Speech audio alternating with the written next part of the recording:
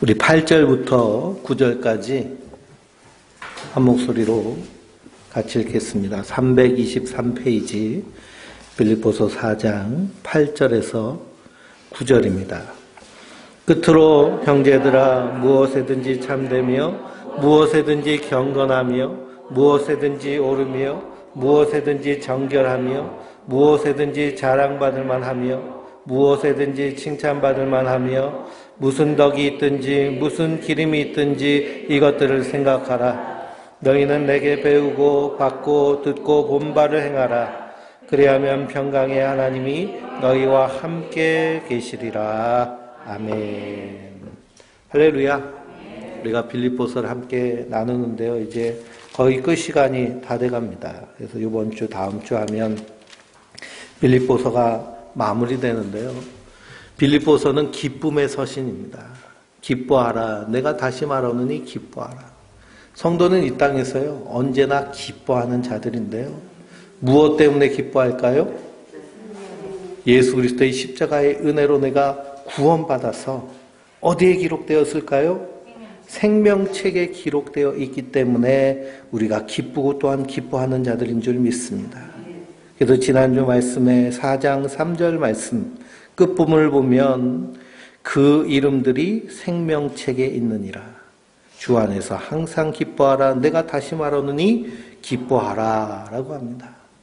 우리 이름이 어디에 기록되어 있어요? 생명책에 기록되어 있어요. 생명책에 기록되어 있다는 것은 무엇이 약속되어 있다는 말씀일까요? 하나님의 나라가 약속되어 있다는 말씀입니다. 성도는 내 이름이 생명책에 기록된 것을 믿고 이 땅에서 하나님 나라 백성으로 미리 하나님 나라를 사는 자들이 성도들인 줄 믿습니다. 그 핵심은 무엇이냐? 하나님과의 관계에서 평안을 누리고 나와의 관계에서도 사랑과 평안을 누리고 이웃과의 관계, 세상과의 관계에서도 깨어진 관계가 아니라 풍성하게 회복된, 그래서 그 안에서 평안을 누리고 기쁨을 누리고 감사를 누리는 것이 성도의 삶인 줄 믿습니다. 그러니 우리 안에서 하나님 주시는 이 근원에서부터 나오는 충만한 기쁨이 늘 넘치지 않는다라고 하면 우리 신앙을 한번 돌아볼 필요가 있습니다. 그리고 우리 시선이 세상을 향하여 있으면 마귀는 어떻게 해서든지 우리 안에서 이 기쁨과 감사와 그 은혜의 감격을 뺏어가려고 해요. 성도는 뺏기는 자가 아닌 줄 믿습니다. 그래서 늘 성령님의 인도하심을 받아야 되는데요. 성령의 인도하심은 무슨 인도하심일까요? 말씀으로 인도하시는 거예요. 하나님의 말씀 가운데서 늘 우리가 발견해야 되는 것은 하나님 나를 얼마나 사랑하시는가, 그것을 발견하고 그 안에서 기뻐하며 그것을 믿고 감사하는 자들인 줄 믿습니다. 성경 안에서 늘 하나님 나를 향하신 그 사랑을 발견할 때 우리가 항상 기뻐할 수 있는 줄 믿습니다. 또한 4장 5절 말씀에 너희 관용을 모든 사람에게 알게 하라 그랬습니다. 너의 관용을 모든 사람에게 알게 하라. 주께서 가까우니라. 주님 오실 날이 가까우면 가까울수록요, 세상 사람들의 마음은 점점 강팍해집니다. 그러나 성도들의 마음은 어떨까요? 더 넓어지고 풍성해집니다. 예수님 뭐라고 하셨느냐? 내 원수가 겉옷을 벗어달라고 하면 어떻게 하라고 하셨어요? 속옷도 벗어줘라. 그냥 줘버려. 그럴 수 있는 여유와 마음이 어디에 있을까요? 우리는 이 땅에서 영원히 살 인생이 아니라 저 하나님 나라를 약속받은 성도들이기 때문에 그렇습니다. 그러나 이 하나님 나라를 소망하지 못하는, 약속받지 못한 인생들은 그저 이 땅에서 그냥 어떻게 해서든지 움켜쥐며 살라고 그러잖아요. 그러니 국회의원이 아들 통해서 50억 그냥 다 50억 클럽이라고 그러는데 우리는 뭐 1억도 못 만져보는 사람들인데 50억 클럽에서 그냥 용돈 받으시 척척 받습니다. 그러니 자기 아들 인생이 망치는지 말든지 하여튼 돈만 있어야 된다는 거기에 완전히 함몰돼 있어가지고요. 그거 붙잡으려고 몸부림쳐요. 근데 성도는 그런데 소망을 두고 사는 자들이 아닙니다. 저 하늘의 소망을 갖고 사는 자들이기 때문에 하나님 많이 주시면 그것을 뭐 하라고 주신 줄 믿고 주를 위해 쓰라는 줄 믿고 주를 위해 쓰면 되죠. 더 가지려고 더 차지하려고 그냥 머리통 터지게 싸우는 자들이 아닙니다. 그래서 너희 관용을 모든 사람들에게 알게 하라. 그러면서 우리가 기도할 때 잘 아는 말씀이 이 빌립보서 4장 6절 7절 말씀입니다. 같이 읽어볼까요? 아무것도 염려하지 말고 다만 모든 일에 기도와 간구로 너희 구할 것을 감사함으로 하나님께 아뢰라. 그리하면 모든 지각에 뛰어난 하나님의 평강이 그리스도 예수 안에서 너희 마음과 생각을 지키시리라 라고 하셨습니다. 기도에 대한 말씀이죠. 기도할 때는 뭐 하지 말고 아무것도 염려하지 말고. 우리의 모든 기도의 내용들은 내가 염려되는 것들이 다 기도의 제목, 기도의 내용이 되는 줄 믿습니다. 근데 이 빌립보서 4장 6절에서 7절의 이 기도의 말씀 가운데서는 우리가 하나님께 이렇게 기도할 때 하나님께서 우리 이 안에 있는 이 문제를 해결하고 처리해서 성공하고 번영하게 해주시겠다는 그런 기도의 응답의 말씀일까요? 그렇지 않습니다. 우리의 마음과 생각을 지켜주신다는 거예요. 우리의 마음과 생각이 항상 어디를 향해야 되는데요? 하나님 나라를 향해야 되고요. 예수 그리스도의 십자가를 바라봐야 되는데 염려와 근심이 우리 안에 가득하다는 것은 무엇을 바라보면서 염려와 근심이 가득할까요? 세상을 바라보면서 염려, 근심이 가득한 겁니다. 그런데 아무것도 염려하지 말고 다만 모든 일에 기도와 간구로 너희 구할 것을 감사함으로 하나님께 아뢰라는 거예요. 그리고 모든 지각에 뛰어난 하나님의 평강이 그리스도 예수 안에서 너희 마음과 생각을 지키시리라 그러셨습니다. 우리의 마음과 생각이 정말 하나님을 향해서 바로 서 있으면 이 땅에 어떤 파도가 몰려올지라도 고난이 닥쳐올지라도 우리는 흔들리지 않고 든든히 서 있게 됩니다. 그래서요, 굳이 이 환경, 이 상황을 어떻게 좀 해결해 달라고 기도하는 것이 아니라 그 상황 가운데서 하나님의 은혜를 붙잡고 넉넉히 이기게 되는 줄 믿습니다. 그래서 우리 성도들이 우리 마음 가운데 그리스도께서 내 생각을 붙잡아 주시면 그럼 어떤 상황과 환경 가운데서도 문제가 없는 거예요. 그래서 정말 믿음의 사람들은요, 태산 같은 어려움을 만나서 그 사람을 위로하려고 다 갔는데요, 오히려 더 위로받는 경우가 많이 있습니다. 왜 그럴까요? 그분은 그 어려움 가운데서도 하나님 주시는 그 은혜와 평강을 누리고 있기 때문에 마음과 생각이 하나님 향해서 든든히 서 있는 거예요. 우리 가천 지방에도 한 목사님 내외가 있는데 그 사모님이 암에 걸리셨어요. 젊은 사모님이신데 아이가 넷이에요. 그러니 다 얼마나 걱정이 돼요. 그래가지고 그냥 뭐라고 위로도 못하고 어떻게 해요 그냥 걱정하면서 얘기를 하는데 오히려 더 씩씩하더라고요. 오히려 더 담대하고 오히려 더 위로하고 그런 힘이 어디 있느냐. 우리 마음과 생각을 주께서 붙잡고 계시기 때문에 그렇습니다. 우리 이름이 어디에 있어요? 생명책에 있어요.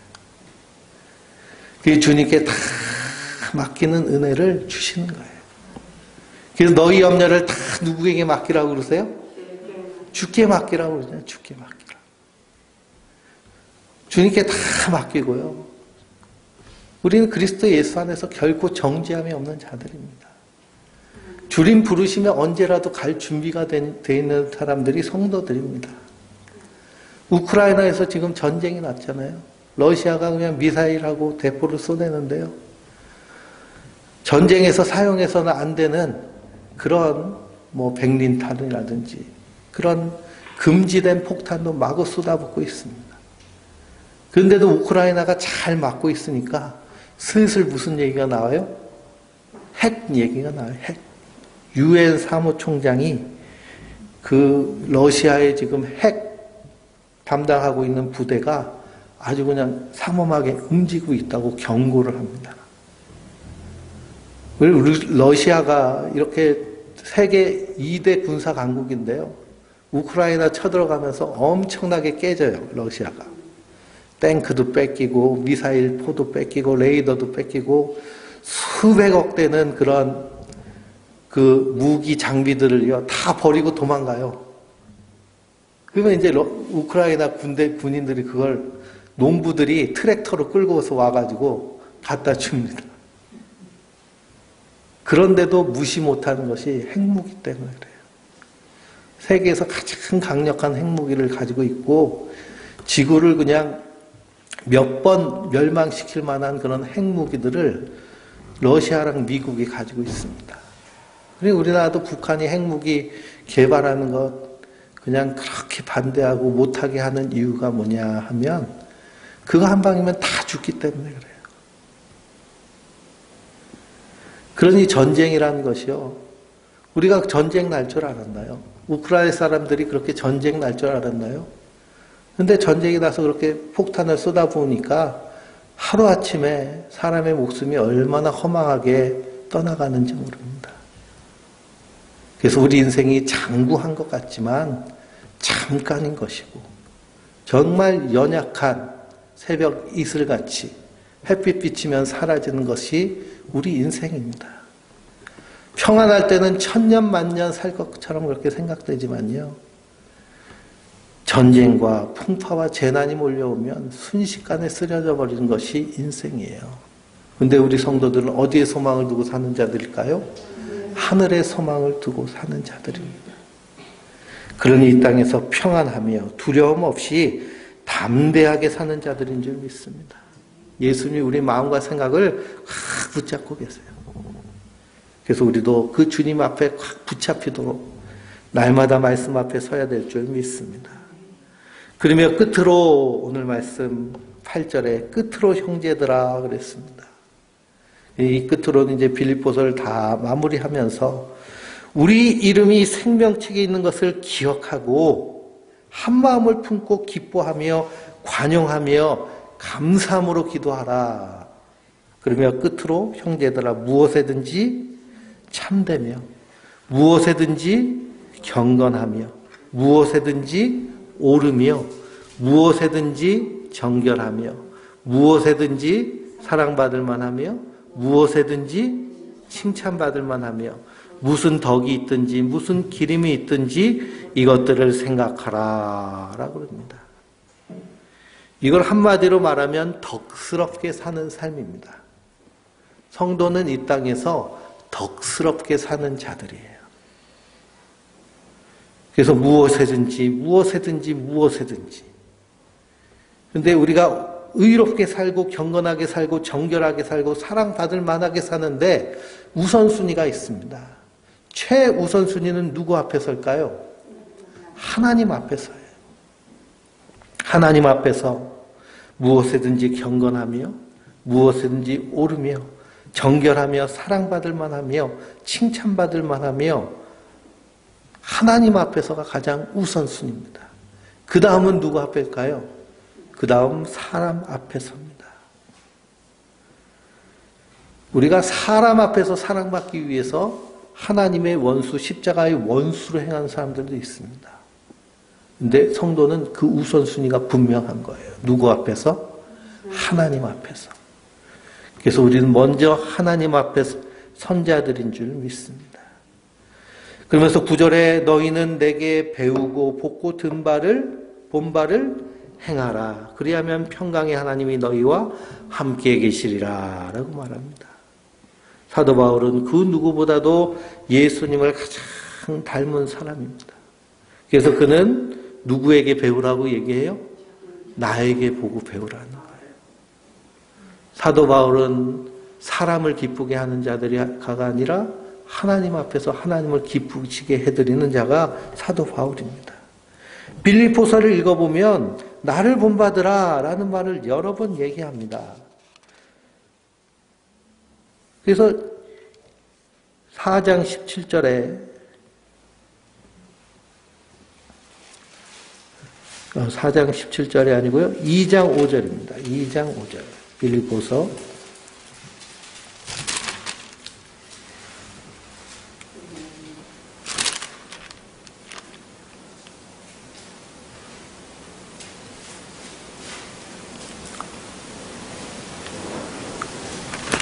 2장 5절 너희 안에 이 마음을 품으라 곧 그리스도 예수의 마음이니 그는 근본 하나님의 본체시나 하나님과 동등됨을 취할 것으로 여기지 아니하고 오히려 자기를 비워 종의 형체를 가지사 사람들과 같이 되셨고 사람의 모양으로 나타나사 자기를 낮추시고 죽기까지 복종하셨으니 곧 십자가에 죽으심이라 그랬습니다.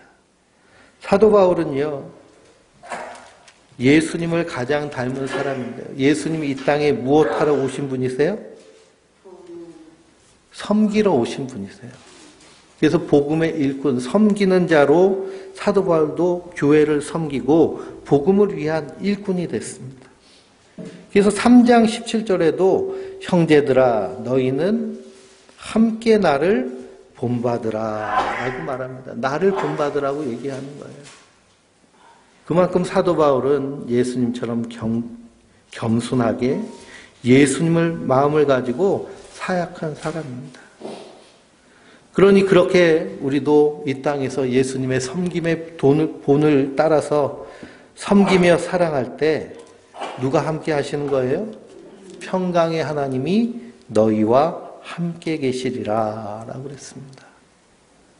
우리가 주의 일을 한다고 그러면서 사람 앞에서 교만하게 행하고 권위 부리면서 그러면서 갑질하는 사람들 참 많이 보게 됩니다. 예수님 분명히 말씀하셨죠. 주여 주여 하는 자마다 다 하나님 나라에 들어갈 것이 아니니라. 주여 우리가 주의 이름으로 선지자 노릇하고 주의 이름으로 권능을 행하고 주의 이름으로 귀신을 내쫓았습니다. 라고 할 때 예수님 뭐라고 하세요? 그들을 향해서 내가 너희를 도무지 알지 못하노니 불법을 행하는 자여 내게서 떠나가라 라고 하십니다. 주의 이름으로 선지자 노릇해도요. 귀신을 내쫓고 병자를 고쳐도 그 안에 무엇이 없으면 예수 그리스도의 사랑이 없으면 아무것도 아닙니다. 그 사랑 안에서 우리가 하나님의 평강을 누리는 자들인 줄 믿습니다. 그러면서 10절부터 13절까지 같이 읽어보겠습니다. 내가 주 안에서 크게 기뻐함은 너희가 나를 생각하던 것이 이제 다시 싹이 남이니 너희가 또한 이를 위하여 생각은 하였으나 기회가 없었느니라. 내가 궁핍함으로 말하는 것이 아니라 어떤 형편에든지 나는 자족하기를 배웠노니 나는 비천에 처할 줄도 알고 풍부에 처할 줄도 알아 모든 일 곧 배부름과 배고픔과 풍부와 궁핍에도 처할 줄 아는 일체의 비결을 배웠노라. 내게 능력 주시는 자 안에서 내가 모든 것을 할 수 있느니라. 아멘. 그래서 사도 바울이 내게 능력 주시는 자 안에서 내가 모든 것을 할 수 있느니라. 그러니 너희는 누구에게 배우라는 거예요? 나에게 배우라는 겁니다. 나에게 배우라. 근데 우리가 이 13절의 말씀, 내게 능력 주시는 자 안에서 내가 모든 것을 할 수 있느니라. 이 말씀만 딱 띄어가지고, 그래서 이 말씀만 보면 여기에 뭐도 들어갈 수 있어요? 성공도 들어갈 수 있고, 번영도 들어갈 수 있고, 잘 되는 것도 들어갈 수 있고. 그래서 교회가 아직 재정이 여유가 없는데 무리하게 건축을 하는데 보면 이 말씀 참 많이 씁니다. 내게 능력 주시는 자 안에서 내가 모든 것을 할 수 있느라. 그래가지고 100명 모이는 교회가 1000명 모일 건물을 지었습니다. 빚을 수십억 져요. 그래가지고 그걸 갚았을까요? 갚지 못할까요? 못 갚는 교회들이 얼마나 많은지 모릅니다. 그래서 수많은 교회들이 경매로 넘어 나오고, 경매로 넘어온 교회들을 또 이단들이 사고, 그러니 성도들의 피땀 어린 그 헌금으로 그렇게 세워진 교회가요, 이단의 손에 넘어가고, 은행에 그냥 발목 잡히고 하는 모습들이 지금 한국 교회의 모습입니다. 사도 바울은 그런 의미로 내게 능력 주신 자에서 내가 모든 것을 할 수 있느니라 라고 말한 것이 아닙니다. 어떤 상황에서도 내가 흔들리지 않는다는 거예요. 사도 바울이 처한 상황은 주로 어떤 상황일까요? 고난당하는 상황, 배신당하는 상황, 빌립보서를 쓸 때에는 감옥에 갇힌 상황.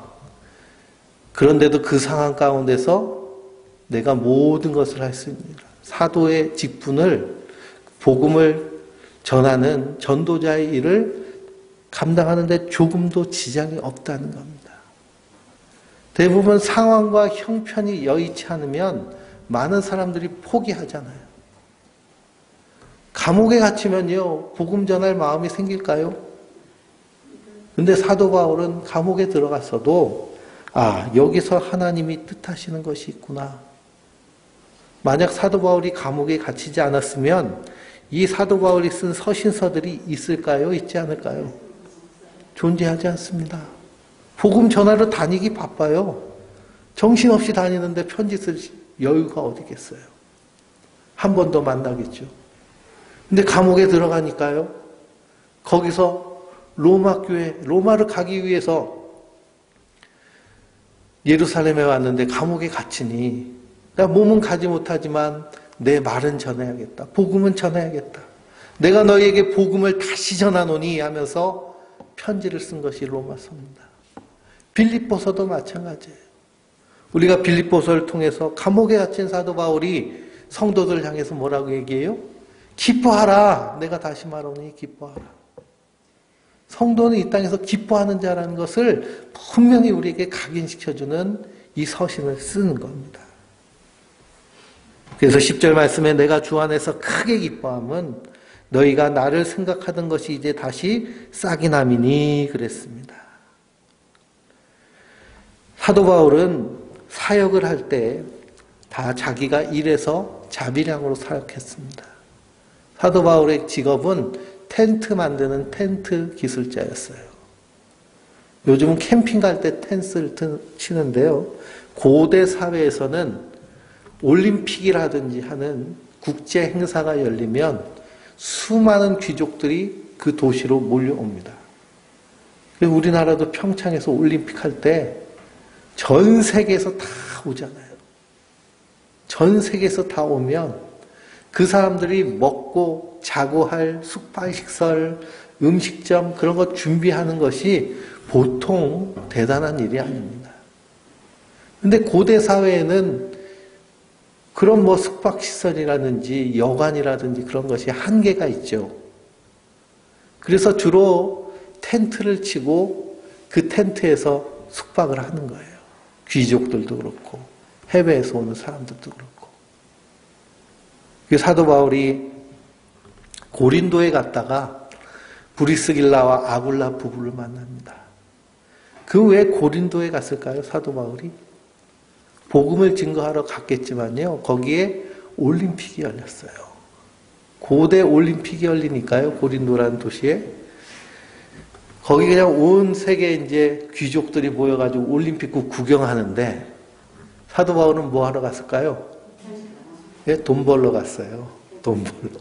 돈도 벌고 복음도 전하고. 거기서 누구를 만나냐? 브리스길라와 아굴라 부부를 만납니다.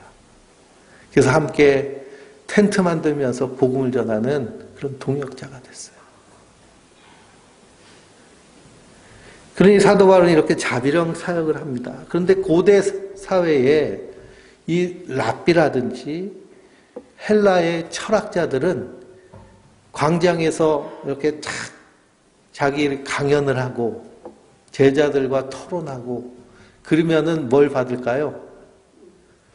강연비를 받아요.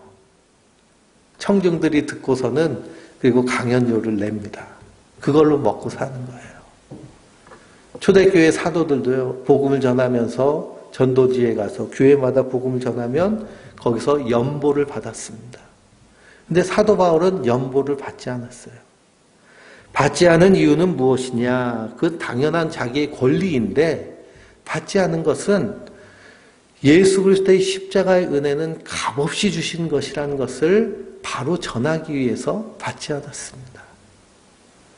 그리고 그리스도의 십자가의 은혜는 값없이 주신 것이니 내가 이 복음을 전하면서 연보를 받으면 그러면 사람들이 오해한다는 거예요. 어떻게 오해를 하느냐? 복음을 듣기 위해서 받기 위해서는 헌금을 내야 된다라고 오해를 하는 겁니다. 그리고 연보하는 것을 자기의 의로 여길 수 있는 위험이 있기 때문에 헌금을 받지 않았어요. 그런데 누구에게서는 받았을까요? 빌립보 교회 성도들에게서는 받았습니다. 빌립보 교회 성도들이 연보하는 것을 기쁨으로 받았어요. 그래서 10절에 내가 주 안에서 크게 기뻐함은 너희가 나를 생각하는 것이 이제 다시 싹이 남이니 너희가 또한 이를 위하여 생각은 하였으나 기회가 없었느니라 라고 그랬습니다. 사도 바울이 그들의 빌립보 교회의 연보를 받은 이유는 무엇이냐 하면 그들이 복음에 참여하는 자였기 때문에. 그래서 빌립보서 1장 5절을 한번 보실까요? 1장 5절을 보면 너희가 첫날부터 이제까지 복음을 위한 일에 참여하고 있기 때문이라 그랬습니다. 사도 바울이 너희를 생각할 때마다 감사가 넘치고 간구할 때마다 기쁨이 항상 충만해서 간구함은 너희가 첫날부터 지금까지 복음을 위한 일에 참여하기 때문이다. 그러니 우리가 하나님께 헌금을 드릴 때도 두 가지 마음이 있습니다. 하나님의 은혜에 감사해서 드리는 마음이 있어요.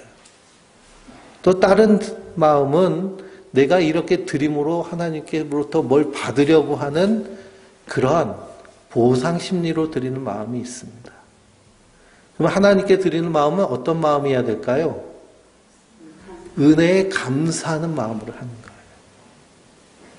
에스겔서를 읽어보거나 선지서를 읽어보면 하나님이 선지자에게 이렇게 말합니다. 저 이스라엘 백성들 성전에 와서 소 잡고 양 잡고 제사하지 못하게 해라. 성전 문을 막아버리고 닫아버려라. 저 소 우는 소리, 양 잡는 소리 내가 듣기 싫다. 막아버리라는 거예요. 막아버려라. 근데 한참 읽다 보면요. 또 하나님이 선지자한테 다 불러와서 나를 예배해라. 하나님을 예배하자. 이렇게 얘기합니다. 무슨 차이가 있을까요? 하나님이 받지 않으시는 예배는요. 하나님한테 뭔가 요구하는 그러한 예물을 받지 않으시는 거예요. 우리는 뭔가 요구하기 위해서 하나님께 예물 드리지 않습니다. 우리에게 이미 은혜로 다 주신 줄 믿습니다. 십자가에서 우리 죄와 허물을 담당하시고 그 피를 흘리심으로 우리를 이미 깨끗게 하여 주신 줄 믿습니다. 그 은혜에 감사해서 하는 거예요.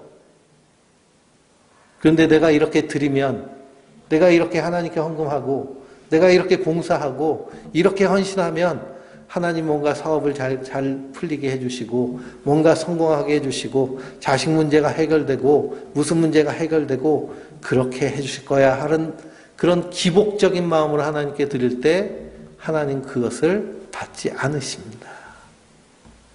그러니 빌립보 교회 성도들은 한 마음 한 뜻으로 복음의 일에 참여하는 마음으로 연보를 한 거예요. 그래서 사도 바울이 빌립보 교회 성도들의 연보를 기쁘게 받았습니다. 그러면서 11절 12절에 내가 궁핍함으로 말하는 것이 아니라 어떠한 형편에든지 나는 무엇하기를 배웠어요? 자족하기를 배웠습니다. 자족하기를 배웠다. 그는 생명책에 내 이름이 기록되어 있다는 것을 분명히 안 사람이에요. 그래서 먹을 것과 입을 것이 있으면 그러면 그것으로 만족하는 것이 성도의 삶인 줄 믿습니다. 이 대한민국 평균 삶의 수준이요, 세계 10% 안에 듭니다. 거할 집이 있고요, 집에 난방이 되고 냉방이 되고 냉장고가 있고 그리고 자동차가 있으면 세계 10% 안에 드는 거예요.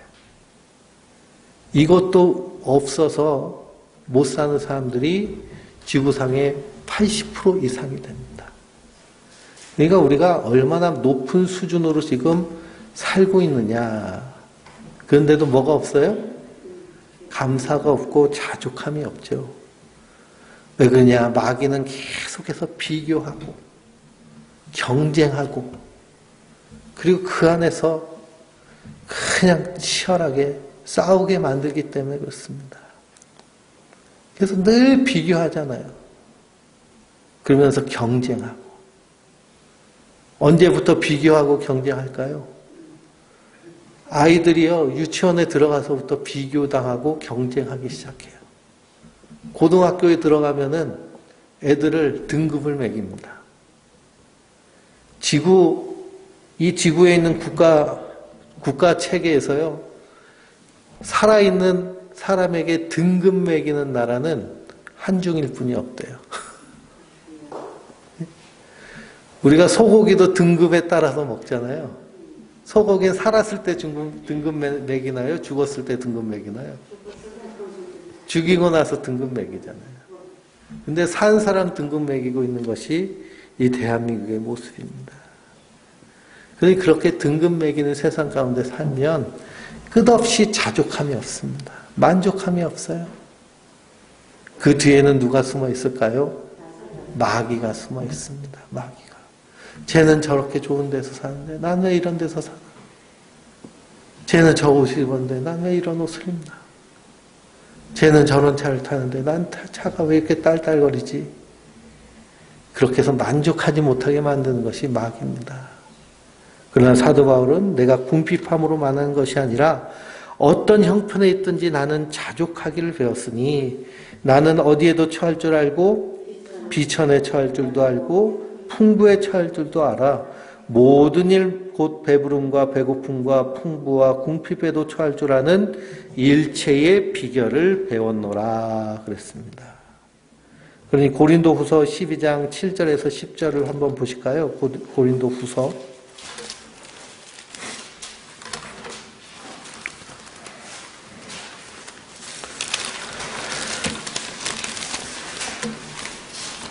12장 7절에서 10절입니다. 299페이지 말씀 고린도전서 12장 7절에서 10절까지 여러 계시를 받은 것이 지극히 크므로 너무 자만하지 않게 하시려고 내 육체의 가시 곧 사단의 사자를 주셨으니 이는 나를 쳐서 너무 자만하지 않게 하려 하심이라. 이것이 내게서 떠나가기 위하여 내가 3번 주께 간구하였더니 나에게 이르시기를 내 은혜가 내게 족하도다. 이는 내 능력이 연약한 데서 온전하여 짐이라 하신지라. 그러므로 도리어 크게 기뻐함으로 나의 여러 약한 것들에 대하여 자랑하리니 이는 그리스도의 능력이 내게 머물게 하려 함이라. 그러므로 내가 그리스도를 위하여 약한 것과 능력과 궁핍과 박해와 곤고를 기뻐하노니 이는 내가 약한 그때가 강함이라 그랬습니다. 사도 바울이 복음을 전하는데요, 병이 있었어요. 그래서 학자들이 성경 서신서를 연구하면서 첫째는 안질이 있었다 얘기합니다. 안질. 그게 다메섹 도상에서 부활하신 예수님 만날 때 강한 빛을 받잖아요. 그리고 아나니아에게 기도할 때 눈에서 꺼풀 같은 것이 떨어졌죠. 그러면서 이 눈이 손상돼 가지고 안질이 있었을 것이다. 그러면 안질, 눈병 나면은 눈이 어떻게 되나요? 눈물이 계속 나고 눈곱 끼고 짓물짓물합니다. 그러니 복음을 전하는 사람이 눈이 그냥 잘 안 보이고 눈에서 진물이 나고 눈곱도 껴있고 그러면 사람들 볼 때는 어떨까요? 예, 그렇게 호감 있게 보이지는 않죠. 또 간질이 있었다고들 얘기합니다. 갑자기 쓰러지고 또 돌에 맞아서 죽을 뻔한 경험도 많이 있기 때문에요. 몸이 그냥 성한 데가 한 군데도 없을 거예요. 근데 사도 바울이 병자들 위해서 기도할 때 어떻게 됐어요? 병자들이 나요. 고침을 받습니다. 그런 기적을 행하는데 자기 몸은 이러니 그 사람들이 뭐라고 그럴까요? 아유, 남은 기도해서 고치면 뭐해, 자기는 저런데. 그래서 사도 바울이 간절히 하나님께 기도를 했어요. 몇 번이나 기도를 했을까요? 3번이나 그냥 간절히 기도했습니다. 근데 그렇게 기도했는데도 하나님 뭐라고 하세요?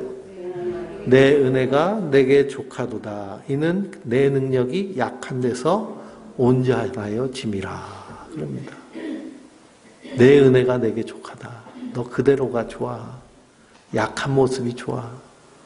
약할 때 내가 강하게 역사해 줄게. 그 음성을 들은 거예요. 그래서 사도 바울은 자기가 약할 때 오히려 어떻게 했나요? 기뻐했습니다. 감사했어요. 우리는 약할 때 감사하나요? 기뻐하나요?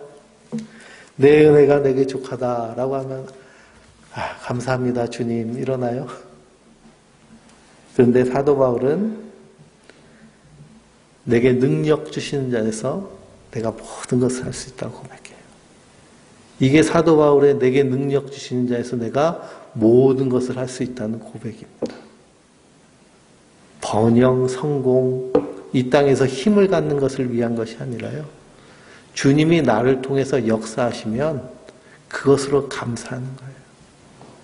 근데 언제 역사하시겠다는 거예요? 약할 때 역사하시겠다는 거예요. 병 들어가지고 그냥 눈에서 진물이 질질 나도 그래도 그때 복음 전하고 기도하고 할 때 하나님이 더 역사하시겠다는 거예요. 그러니 그 자족하고 만족하고 감사하며 사는 겁니다. 우리가 몸에 질병이 있으면 만족하지 않잖아요. 낫기를 원하고 좀 건강해지기를 바라고 소망하는데 사도 바울이 받은 은혜는 내 은혜가 내게 족하다는 거예요. 그러니 이 응답을 듣고 사도 바울은 내게 능력 주신 자 안에서 내가 모든 것을 할 수 있느니라. 내가 병든 것이 복음 전하는데 문제가 하나도 안 된다는 거예요. 왜 그러냐? 병들었을 때는요. 또 하나님 누굴 만나게 해주세요? 병든 사람 만나게 해주잖아요. 몸이 약한 사람은요. 복음을 잘 받아들입니다. 자기의 약함을 알기 때문에. 감옥에 가가지고 복음을 전해서 그래서 그 당시에 로마의 그런 시위대 황제를 지키는 그런 귀족의 자제들이 복음을 듣습니다. 그래서 로마의 복음이 증거되는 것도 그 귀족의 자제들로부터 복음이 전파되기 시작해가지고요. 300년이 지났을 때 로마의 10% 정도가 기독교인이었습니다. 근데 10%의 기독교인이요. 90%의 로마 시민을 다 뒤집어 엎은 거예요. 콘스탄티누스 대제 황제가 이 10%의 기독교인들에게 굴복을 해가지고 기독교를 공식화하고 국교로까지 삼아버렸습니다. 단지 10%인데. 진국 대한민국 사회의 기독교인의 인구가 30% 정도 된다고 그러거든요. 30%인데도 대한민국 뒤집어 엎지 못하잖아요. 그냥 세상 흘러가는 대로 따라가지. 근데 10%였는데 로마 제국을 뒤집어 엎었습니다. 한국교회도 초기에 평양에서 대붕 운동이 일어났을 때요. 평양의 기독교인의 숫자가 10%가 안 됐어요. 근데 주일날만 되면 문을 다 닫았습니다. 그 10% 안 되는 기독교인들이 믿음으로 정말 바로 살았더니 그 평양 기생으로 유명한 그 환락의 도시가 거룩한 도시가 되어 가는 거예요. 정말 믿음으로 바로 서 있으면. 근데 많은 성도들이 하늘의 소망을 두는 것이 아니라 이 땅의 소망을 두고 세상이 부추기는 그런 부귀영화 쫓아 살다 보니 세상에 굴복해서 하나님 앞에 사랑받을 만 해야 되는데 사람 앞에서만, 하나님 앞에서 칭찬받아야 되는데 사람에게만 칭찬받는, 마귀에게 칭찬받고 마귀에게 사랑받는 그런 기독교인이 됐다면 그건 성도가 아닌 것이죠. 그러므로 우리는 날마다 분명히 깨닫고 있어야 될 줄 믿습니다. 우리 이름이 어디 써 있어요? 생명책에 써 있어요. 우리가 영원히 살 본향은 어디예요? 하나님 나라예요. 그런데 이 땅에서 하나님 나라를 살아내지 못하면 그럼 어떻게 우리가 하나님 나라를 들어갈 수 있을까요? 그래서 그 예루살렘 성을 보면서 우리가 주일날 제자들이 번쩍번쩍 하니까 예수님한테 뭐라 그래요? 예수님 이거 보시나요? 이 아름다운 광경을 보시나요? 얼마나 멋있나요? 그랬더니 예수님 뭐라 그러세요? 돌 위에 돌 하나도 남아있지 않으리라. 이 모든 것을 너는 보지 못하느냐? 그러십니다. 이 모든 것을 너희는 보지 못하느냐? 그러니 성령이 임한 자는요, 눈이 뜨여져서 하나님이 하실 일을 보고 믿는 겁니다. 그러니 이 땅에서 하나님 나라를 살지 않고 이 땅에서 자기 욕심을 살고 사는 자는 교회에 나온다 할지라도 기독교인이 아닙니다. 성도가 아니에요. 예수님 뭐라고 말씀하셨어요? 그 열매를 보고 그 나무를 아느니라 하셨습니다. 그러므로 성도는 내게 능력 주시는 자 안에서 모든 것을 할 수 있는 줄 믿습니다. 우린 주님과 함께 있으면 모든 것이 만사 오케이인 자들이에요. 그러기 위해서 늘 하나님의 사랑을 묵상하고 하나님 사랑 안에서 든든히 서는 그런 하나님의 사람들 되시길 주님의 이름으로 축원드립니다.